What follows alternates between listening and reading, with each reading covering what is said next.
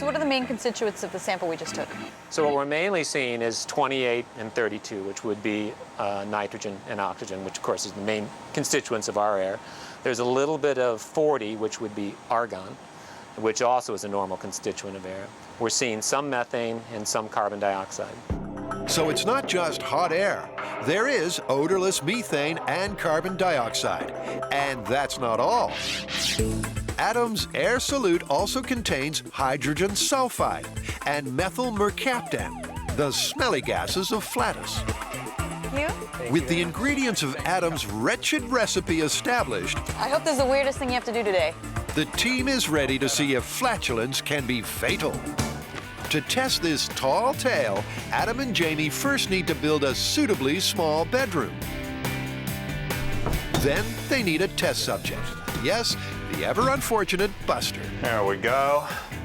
And with the room sealed up, everything's ready for the gas. The analysis of Adam's airstrike showed that most flatus gases are harmless, but some can be fatal in high doses. To find the mythical killer, they're going to test each noxious gas in turn, starting with carbon dioxide. The reason we're going to start with CO2 is because of all the constituent gases that make up your flatus. It's the one we think it really has the highest potential to be the most deadly and come out in amounts large enough to actually be plausible. Regular air does contain carbon dioxide, but there's so little of it, just 0.03%, that it's harmless. But at higher concentrations, it turns nasty.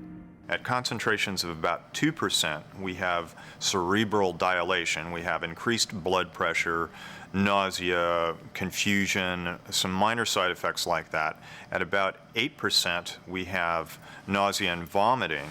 At about 10%, we have death within minutes. And to see if they can get to the magic 10%, they're going to go for broke. The largest flatus recorded in the research we have is 170 milliliters per hour. And given that the largest amount of CO2 in flatus in the study we have is 80%, that's 140 milliliters of flatus. This might be the meanest thing we've ever done to him. Slow but deadly. But how deadly will this record level of CO2 from flatus really be? 3, 2, 1. All right. That is 1 hour's worth of CO2 in flatus production. Well, we're showing absolutely no change on the meter. The meter's staying at 0.03%, nowhere near the 10% needed for fatality. So I'm going to add another hour's worth of CO2 in flatus. That'll be 2 hours total, 280 milliliters of CO2. Okay, go for it. Okay. Will another hour's worth of record-breaking flatus have any effect?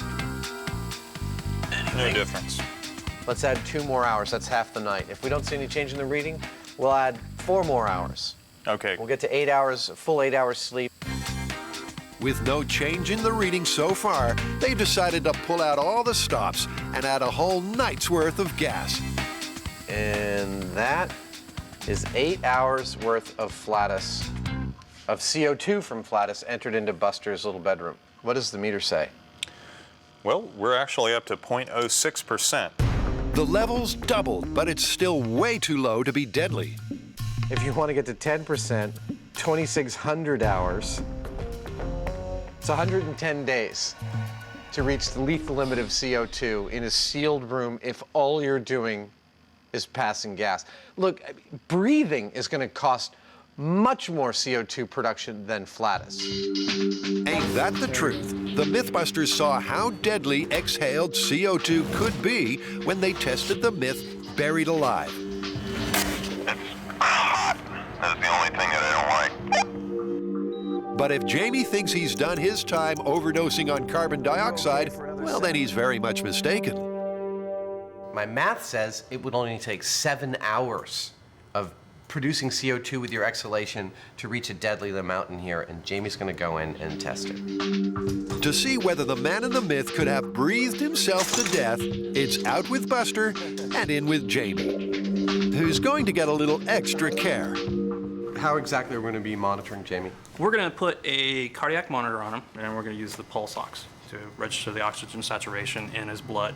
They're taking no chances, since Adam reckons it'll only take 7 hours to get to potentially fatal levels.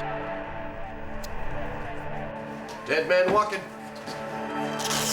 Being sealed up in a small room to go to sleep in may sound relaxing, but not when the carbon dioxide level is rising. 20 minutes, okay. Let's see here. Wow. The CO2 concentration is 0.14. Already, breathing has produced twice as much CO2 as 8 hours worth of flatulence. But there's still less of the gas than Adam's math predicted.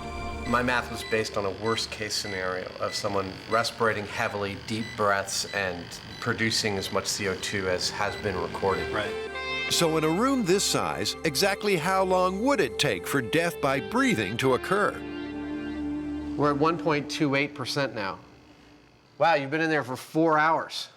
If you extrapolate that out, it takes 4 hours to get to 1.3%.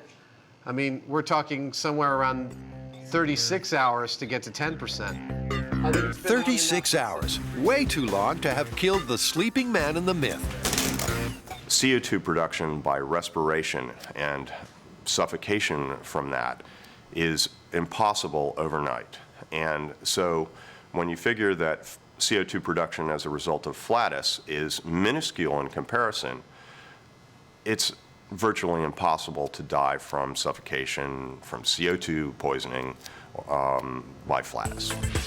So the mythical killer wasn't CO2. Neither breathing nor flatus can raise the level to a deadly amount in just one night.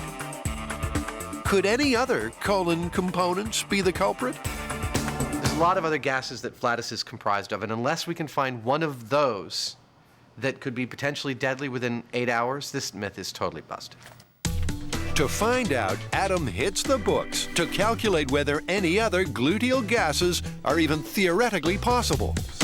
Like methane, deadly at 2%. But how long would that take? 441 days. So methane's out the window.